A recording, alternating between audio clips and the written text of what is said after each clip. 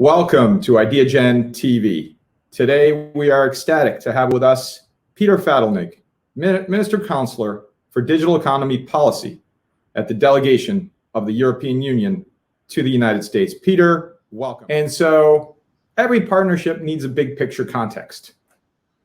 The framework in which the partnership is ground. What does that mean to you, Peter?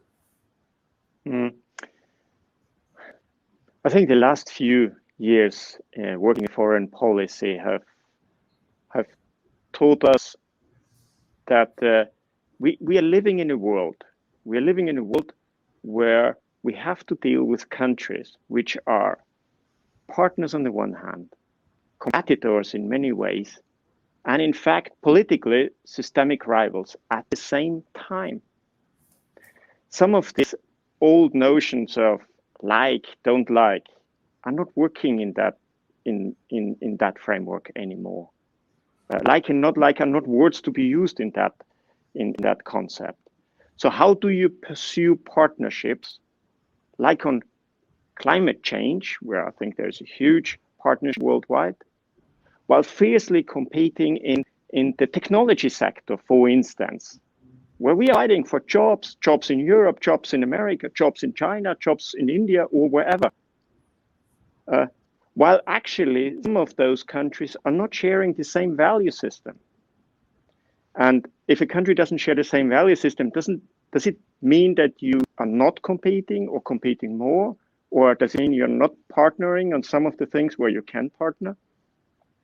So there's a lot to unpack here. In the last few years, I think, at least in Europe, have given us the time that, okay, we need to go back and think about those things deeply and understand how do we do that. And whether we actually want to do that. Now, the decision has been made that we want to work with countries where we are partner, where we are competitors, and where we are systemic rivals at the same time. There's no problem. I think we have to find a solution to that. Of course, I'm sort of talking about a theoretical level here. I understand that because it's a very hard sell to industry. It's a very hard sell to a general public where very often more simple logic tend to sell better or prevail. So the question of why partner with an enemy is hard to answer. I agree with that. But these are sort of the framework questions we have and we need to deal with. And I don't think it's more a political decision that we are doing it rather than a philosophical research we need to do. No, I think the political decision can be made that we are doing it, and we're just taking a bit of the language out of many of the things. So because if you talk to a partner, you have to be careful how you characterize that partner then if it's a systemic rival. So these sort of things don't bode very well in one conversation. But there are ways to deal with this. And I think this is where Europe would like to show some modest leadership in how this could be working. And I'm certain that the new Commission under the leadership from President Ursula von der Leyen has a very strong interest to go in this direction and has started actually working on it. You've seen some work with China, but that's maybe what you see in the headlines. The more important work we do here, for instance, is with Africa and Southeast Asia. Well, and what I see is profound, Peter, is you're describing diplomacy.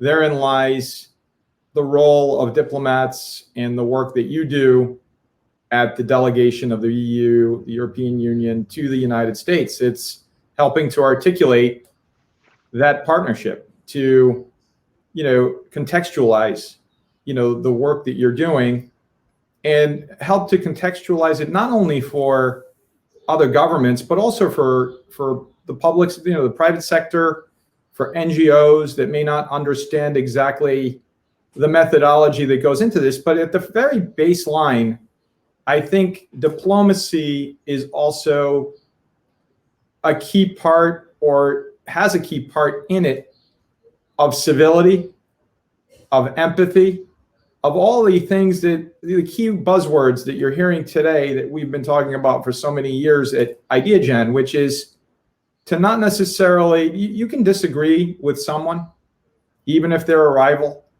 but to understand where they're coming from.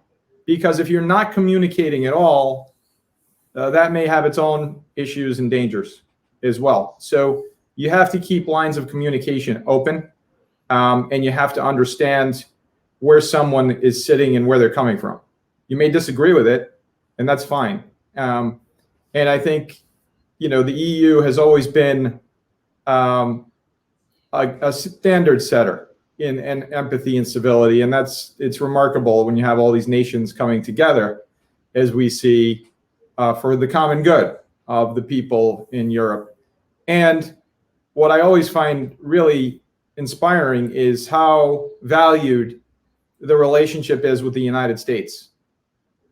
It's always mentioned by the ambassador, your current ambassador, previous ambassadors, and it's really out of that mutual respect that comes out of this long-term relationship with the EU and the United States. So I personally find that to be inspiring, despite, it doesn't matter who's in government and who's leading, the EU stands firm in appreciating and respecting this time-honored, time-tested relationship, this friendship, if you want to call it that.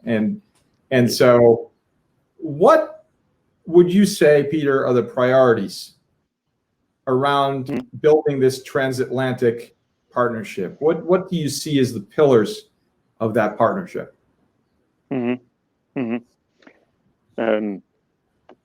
in December, the European Union has made a proposal to work with the United States on a number of strands or initiatives. Now, I have to say right away that we're here in January and we haven't had yet the full conversation with our counterparts and colleagues here in the US administration. So that will take time until they come back. And as you know, it needs two to tango. So what I'm suggesting here is still at the level of a suggestion, but you will see probably makes a lot of sense, and it's not surprising. It's four strands around which we would like to develop a patch of actions. The first one is working together for a healthier world. That's COVID-19 and beyond. COVID-19 is the crisis at hand, but there is a health crisis in the making, no question.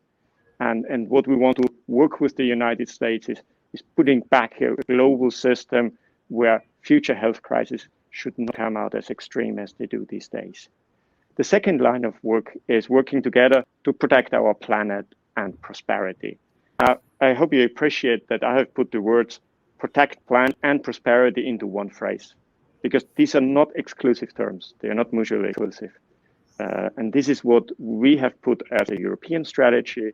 This is, I think, what we have seen as well from the new Biden administration by joining the Paris Accord. There is a merit in turning your economy into more climate friendly, in protecting the planet. You can make money through that as well. The third line is working together on technology, trade, and standards. And that's not surprising as trade shifts from goods to more to services and becomes more digital. We really haven't adapted the whole trade conversation to this new reality at this stage. There's a lot we have to talk on technology. We are much less worried about importing or exporting bicycles or other physical goods. They're important, but the core of our industry will be more around the digital services. And the last one and the fourth one is working together towards a safe and more prosperous and more democratic world. And that comes down to, if the EU and the United States align or speak similar language on topics, people around the world are listening. They're hearing that. They're seeing that if these two see issues this way, that's maybe merits a reflection.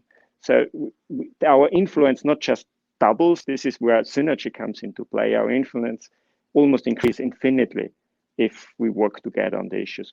And there are maybe small elements in each and every one of the four I have. And on the last one, for instance, we have to make some of the international organizations work better. I mean, for instance, the World Trade Organization has to work better. So, and now we can go into detail. I don't know, George, if you want to pick any of the subjects that we go a bit further into them, or we move on in our conversation.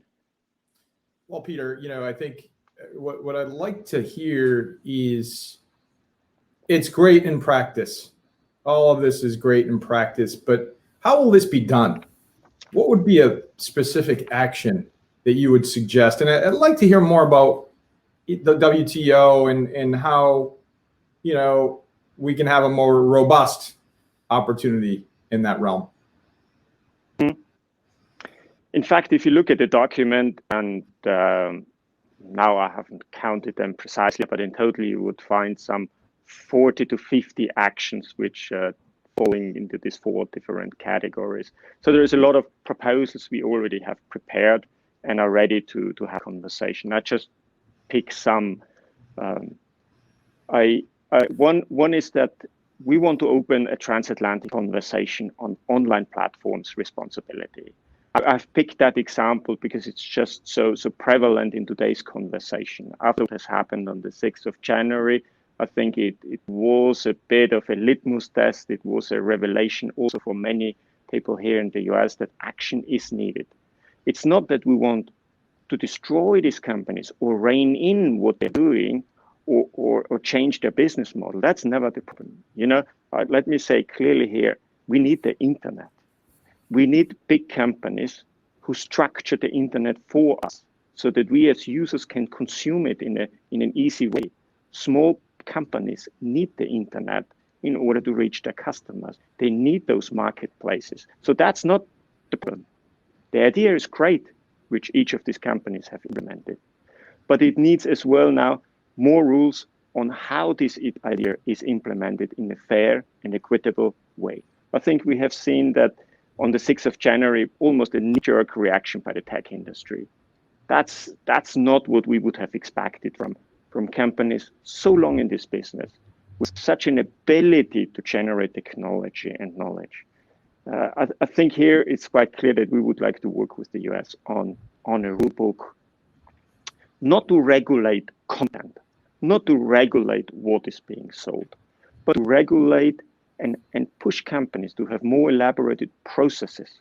It's the process which makes a difference, not the content.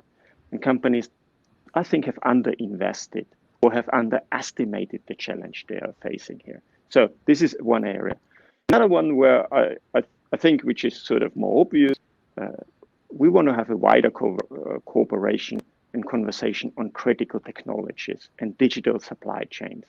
The last few years, we have been sort of finding out that maybe, for instance, in the 5G area, that we were sourcing too much from areas where we think there is a risk associated with it. So how do we rebuild or rebalance supply chains, which are worldwide and continue being worldwide, but to give our security, our national and economic security, and the prosperity we want for our territories? And these are not easy questions, because slapping a tariff on one thing or prohibiting the export of another good, that is not fixing the problem. That's just an immediate answer or trying to find an immediate answer. The longer term answer has to be a more political way of, how flat is the world and how are we seeing that flat world in the future. Peter, profound insights, and certainly I'm certain appreciated by those across the planet watching this interview during the Dynamic Resiliency Summit. Back to values, Peter. What do you hope to achieve with the value system you've described today? Well, I think peaceful time, Waffenstillstand, as the Germans are saying, or désarmer les langues. We need to sort of calm down a little bit on the words, on the actions. Europe is not an enemy. It's just somebody trying, to make a living on this planet too, like everybody else. So, and in fact, in this European Union, pursuing an ever closer integration is very similar to what the United States Act is doing. As I have heard the last few days, the aim is to create a more perfect union. It may not be perfect, but the objective is to make it more perfect. And that's what you see in the European Union at the same time. We call it the ever closer integration, but it's the same logic. If we don't move, we fall behind. That we know. I mean, that's an age-old adage already. So the value we hope to achieve is more calm and moving forward. And maybe here is a bureaucrat talking now and making a bit of a joke at the end, but I think that would be a productive way forward. You know, what an incredibly inspiring conversation today, Peter. You've been forthright as always. You've provided just such unique vantage points and insights for our global audience that I think everyone will appreciate, especially at this moment. Thank you so much for joining us on Ideagen TV. Before we let you go, though, I'd like to ask, what is your call to action for our global audience? And how can we continue to be resilient as one? And how can our global audience ultimately find out more about the work you're doing at the EU delegation to the United States? My call to action. There's a question in my mind to which I have no answer, and maybe I can turn that into a call to action. I would like to challenge the thinkers out there to tell me and us, Ideagen, to come back to us, to challenge the thinkers out there to find ways of cooperation which take us away from the usual thinking that the world has to look more like America or has to look more like Europe.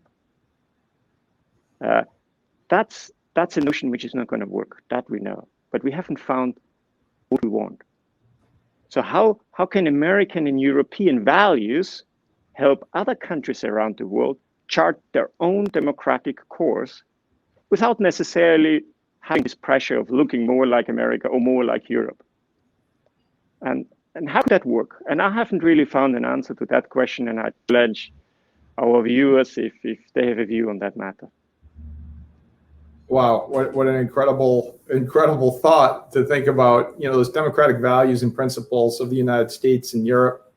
And, you know, as a Greek American, we look back to the founding of democracy several thousand years ago now, and we say, gosh, you know, we live in this democracy in the United States of America today, and you see democracy in Europe, and what a question you're posing to our global audience. That's incredible. If anyone has a perspective on that, we welcome that. Please reach out to us and or to Peter at the Delegation, Minister-Counsellor for Digital Economy Policy at the Delegation of the European Union to the United States. Peter Fatelnig, thank you for your leadership.